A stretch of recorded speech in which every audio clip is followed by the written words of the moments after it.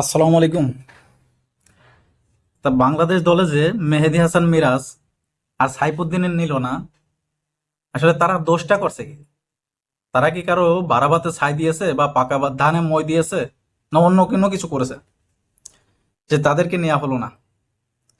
সাইফুদ্দিনের এত সুন্দর পারফরমেন্স, তিনি বিপিএল এ পারফরমেন্স করেছেন টি-20 ফরম্যাটে, তারপরে তিনি ডিপিএল এ পারফরমেন্স করেছেন, আর মেহেদী হাসান মিরাজ তো কন্টিনিউ খেলেই যাচ্ছেন, তারপরে তাদেরকে নেওয়া হলো না। মানে কি বলবো, যেহেতু মেহেদী হাসানের মিরাজের অনেকদিন আগেই আহ, মানে বাদ দেওয়ার তালিকায় রেখে দিয়েছিল, যে 17 জনের যে স্কোয়াড ঘোষণা করেছিল সেখানে তিনি ছিলেন না।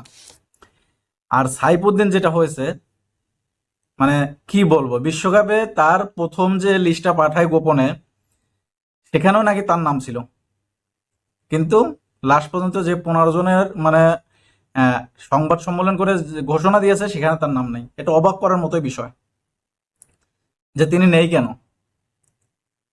মানে কি বলবেন, কারে কি বলবেন? আগের যে আহ, নির্বাচকের প্যানেল ছিল, তখন সবাই নান্নু সাহেব, রাজ্জাক সাহেব, বাশার সাহেব এদের দোষ দিতেন যে এরা মানে জি স্যার জি স্যার করে, মানে শুধু বেতন নিচ্ছে, আর কোনো কাজ নেই তাদের। কোন প্লেয়ার চলবে কোন প্লেয়ার চলবে না সেটা তারা না দেখে শুধু জি স্যার করে চলতেছেন। আর এখন যে গাজী আশরাফ হোসেন লিপু সাহেব, হান্নান সরকার সাহেব, আব্দুর রাজ্জাক রাজ সাহেব, তারা কি করলেন? তারা তো সেই একই পথে হাঁটলেন।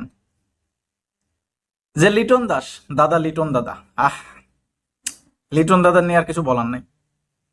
লিটন দাদা কি করলেন?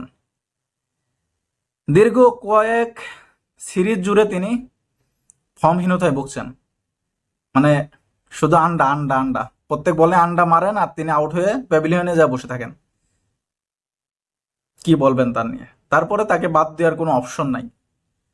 আমাদের অধিনায়ক শান্ত দাদা, বড় ভাই শান্ত, তিনি বললেন যে অপশন থাকলেও লিটনকে তারা বাদ দিতেন না। কারণটা কি? লিটনকে তারা বাদ দিতেন না। মেহেদী হাসান মিরাজ সাইফুদ্দিনকে বাদ দেয়া যায়, কিন্তু লিটনকে বাদ দেওয়া যায় না। মানে কি বলবো, আর তিনি নিজেই তো ফর্মে নেই। এখন তিনি কি বলবেন? তিনি যদি বলেন যে লিটন ফর্মে নাই দেখে বাদ দিয়েছি, তাহলে তিনি নিজেই তো ফর্মে নাই, তাহলে তারও তো বাদ পড়ার কথা থাকবে। মানে কিছু তো বলার নাই। এই কারণে তিনি মানে এ নিয়ে বি নিয়ে মানে একটা চালিয়ে দেওয়ার মতন কথা বললেই হলো। আর এটা মানুষ শুনে বিশ্বাস করলো বা তার কথা মেনে চুপ করে বসে থাকলো। মানে কি বলবেন? দলটা যে এখন কে সাজাচ্ছে বা কে করতেছে, সেই টাকলা হাতুড়ি সিংহেই করতেছে না অন্য কেউ করতেছে, এর পিছনে কার হাত, এটা এখন আসলে মানে মনে হচ্ছে মানে উপর থেকে আসতেছে এরকম নীতি, যে তুমি সারা জীবন অফ ফর্মে থাকলেও তোমাকে দলে রাখা মানে অনিবার্য, তোমার ছাড়া দল চলবে না, এরকমই একটা মানে পরিবেশ। যে ওপেনিং এ মিরাজ কিন্তু চলে, মিরাজ একটা আলুর মতন, মিষ্টি আলুর মতন, যেখানে লাগাবেন সেখানেই সে চলবে। ওপেনিং কন, ওয়ান ডাউন কন, মানে লোয়ার মিডল অর্ডার কন, মানে লোয়ার মিডল অর্ডার কন, তারপরে লোয়ার অর্ডার কন, যেখানেই তারকে লাগান সেখানেই কিন্তু সে চলে। তারপরে সে নেই। আর সময় মতো তিনি কিন্তু বল করে দেন, উইকেট নেন। আর তার যে নেতিবাচক মনোভাব ম্যাচ জেতার প্রতি, সেটা তো আছেই। আর সাইফুদ্দিন যে দুর্দান্ত পারফরমেন্স করার পরও বাদ পড়ছে, এটা খুবই দুঃখজনক। তিনি কিন্তু লাইভে এসে মানে কান্না করতে করতে বলেছেন যে আমি মানে কি বলবেন, নিজের কথা তো আর বলা যায় না। বললেন যে আমি বাদ পড়েছি, এটা যতটা কষ্ট লাগছে তার চেয়ে বেশি কষ্ট লাগছে হলো মিরাজ ভাইকে নিয়ে।